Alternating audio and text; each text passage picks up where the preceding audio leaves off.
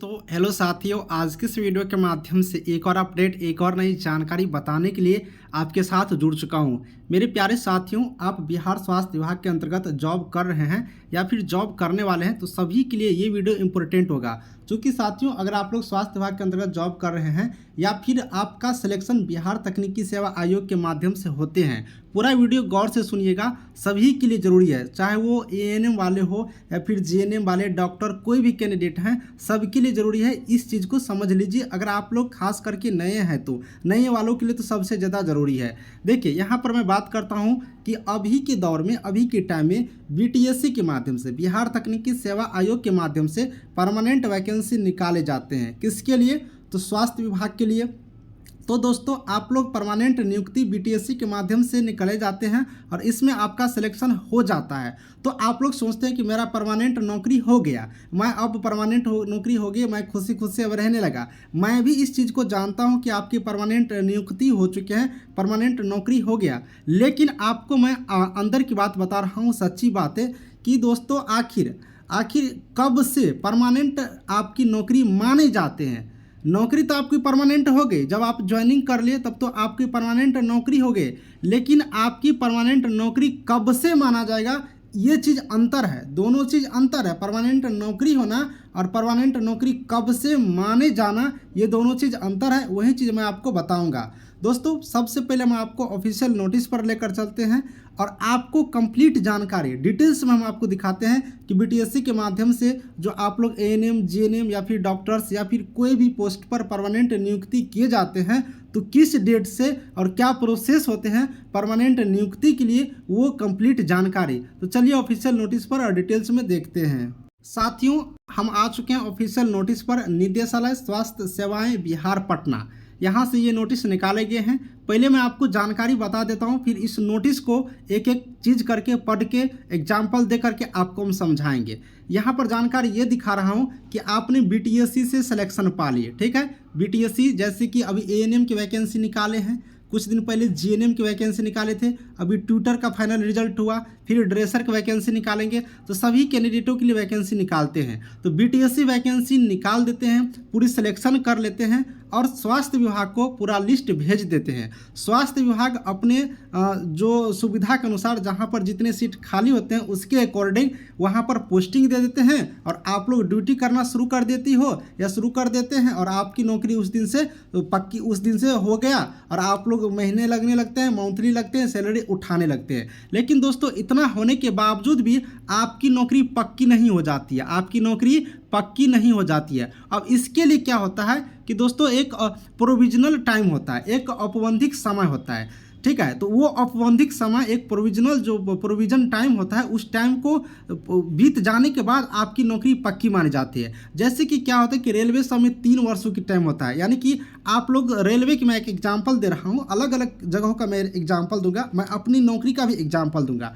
तो रेलवे में जैसे कि 3 वर्षों तक नौकरी करने के बाद उस ड्यूरिंग अंदर वेरिफिकेशन होते रहता है। जैसे आपकी पुलिस वेरिफिकेशन होंगे, आपकी कैरेक्टर को देखा जाता है, आपके कार्य को देखे जाते हैं, सारे चीज़ को देखे जाते हैं, आपके व्यवहार देखे जाते हैं, आप किस तरह से कार्य कर देते हैं, आपके यहाँ पर जो आप लोग को शिष्टाचार कैसा है ऑफिस के प्रति, कार्यालय के प्रति, ड्यूटी के प्रति, इन सारी चीज़ों के 3 साल तक देखे जाते हैं। उसके बाद सब कुछ सही रहता है तो उस दिन से एक नोटिस निकाल दिए जाते हैं कि ये व्यक्ति आज से पूर्ण रूप से सरकार का हो गए, इसमें कोई प्रकार की, किसी प्रकार की कोई दिक्कतें नहीं होते हैं। उसी तरह से दोस्तों, मैं अपनी नौकरी की बात करता हूं। जैसे कि मैं सचिवालय में जॉब करता हूं तो मेरा 2 साल का प्रोविजन टाइम था कि 2 साल तक आपको प्रोविजन टाइम में रखे गए हैं। इस प्रोविजन टाइम में आपकी कोई गलती हो जाती है तो डायरेक्ट माफ नहीं किया जाएगा, कुछ न कुछ दिक्कतें आ सकती है। इसलिए इस टाइम में लोगों को क्या होता है कि सोच समझ कर, एक गलती हो जाए तो सीनियर का बात सुन के ही, बहुत कुछ समझने के बाद, अपनी शिष्टाचार को देखते हुए, टाइम पर ड्यूटी आना, निष्ठापूर्वक कार्य करना, इन सारी चीज़ को करते हुए जो प्रोविजन का टाइम होता है उस टाइम को यहाँ पर दिखाना होता है। उतने दिनों में तब तक आपकी पुलिस वेरिफिकेशन, सारा चीज़ जो वेरिफिकेशन होता है, डॉक्यूमेंट वेरिफिकेशन, सारा चीज़ हो जाता है इन 2 साल में और आपको 2 साल पूरने के बाद आपका परमानेंट कर दिया जाता है, यानी कि संपुष्टि कर दिया जाता है। उस दिन से आपकी नौकरी क्या हो जाती है, संपुष्टि हो जाती है। उसी तरह से दोस्तों, हेल्थ डिपार्टमेंट में भी होता है। इसी तरह से जितने भी डिपार्टमेंट होते हैं सारे डिपार्टमेंट में संपुष्टि का एक समय होता है। तो दोस्तों आपने समझ गया कि ये संपुष्टि का टाइम क्या होता है। उसी तरह से यहाँ पर दोस्तों आप लोग समझ सकते हैं कि यहाँ पर आप लोग देख सकते हो इस नोटिस को। विषय क्या है, बिहार तकनीकी सेवा आयोग बिहार पटना के पत्रांक 3172 7 दिसंबर 2022 के द्वारा विज्ञापन संख्या 2/2020 फिजियोथेरेपिस्ट के आलोक में अनुशंसित एवं स्वास्थ्य विभागीय पत्रांक के द्वारा पदस्थापित फिजियोथेरेपिस्ट की नियुक्ति की संपुष्टि के संबंध में, यानी कि ये जो लेटर है बीटीएससी के द्वारा चयनित किए गए थे फिजियोथेरेपिस्ट के, और फिजियोथेरेपिस्ट की जब पोस्टिंग किया गया तो स्वास्थ्य विभाग के अंदर किया गया, और स्वास्थ्य विभाग क्या किया, इनकी नियुक्ति को नौकरी को संपुष्टि कर दी। यानी कि आज के बाद ये लोग बिल्कुल रूप से अब सरकार के अधीन हो गए, अब इनको किसी भी तरह से कोई भी नहीं हटा सकते हैं, यानी कि इनको संपुष्टि होगी इस डेट से, जिस डेट से ये नोटिस जारी किया गया, यानी 19/4 के डेट में ये नोटिस जारी किए गए हैं। तो 19/4 के डेट से ये अब पूर्ण रूप से यहाँ पर पक्के मानेंगे। इसी तरह से साथियों मेरी प्यारी बहन, अगर आप लोग बीटीएससी के द्वारा एएनएम की नियुक्ति मान लीजिए करके होता है और आप लोग परमानेंट नियुक्ति हो रही है और आप लोग जब पदस्थापित हो जाइएगा, नियुक्ति ले लीजिएगा, ड्यूटी शुरू कर दीजिएगा,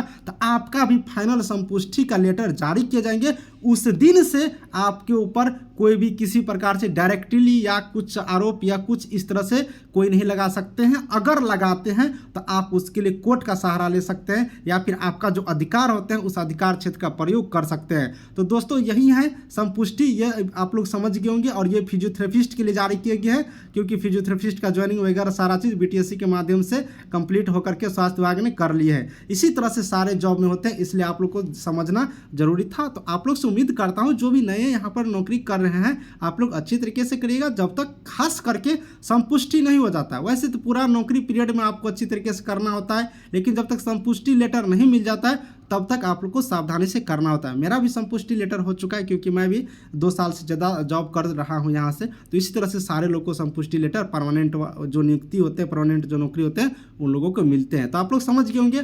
और खास करके फिजियोथेरेपिस्ट वाले मेरे जितने भी बड़े भैया है, मेरे बड़ी बहन है, मेरी प्यारी प्यारी सिस्टर है, आप लोग इस फिजियोथेरेपिस्ट का जो संपुष्टि लेटर है आप लोग अपना नाम वगैरह चेक कर लीजिएगा कि आपका नाम आया कि नहीं। चलिए आप लोग समझ गए होंगे और आप लोग खास करके नौकरी में जाइएगा तो और भी आप लोग को समझ में आ जाएंगे। वीडियो से बहुत सारी चीज़ क्लियर हो गया होगा। कोई डाउट होगा तो कमेंट करेगा, किस टॉपिक पर वीडियो चाहिए वह भी बताइएगा। आपके लिए नया वीडियो मैं जल्दी लेकर के आऊँगा। साथियों बीटीएससी एएनएम से रिलेटेड आप लोग बहुत सारे प्रश्न हमसे पूछ रहे हैं। आप लोग को बिल्कुल रूप से घबराना नहीं है। डिपार्टमेंट में थोड़ा सा लेट चलेगा लेकिन अच्छी तरीके से पूरी बहाली की प्रक्रिया होने वाला है और थोड़ा ज़्यादा यहाँ पर नंबर ऑफ स्टूडेंट है इसलिए थोड़ा सा विलम्ब हो रहे हैं। मैं कल भी इसके बारे में आपको जानकारी दिया था। उम्मीद करता हूँ जल्दी आप लोग को रिजल्ट यहाँ पर प्रकाशित कर दिया जाए तो बेहतर होंगे। चलिए वीडियो को समाप्त करते हैं। Thank you.